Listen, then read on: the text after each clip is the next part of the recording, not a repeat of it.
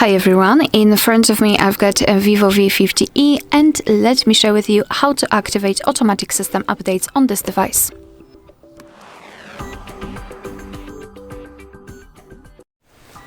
So let's begin with opening the settings, and here we have to scroll down to the very bottom to find About Phone.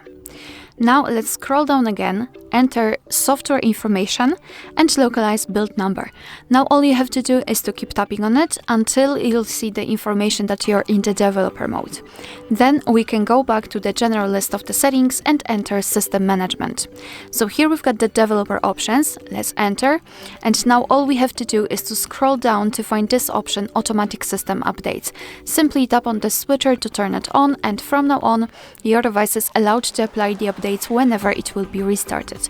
Of course, you can turn this option off just by tapping on the switcher again.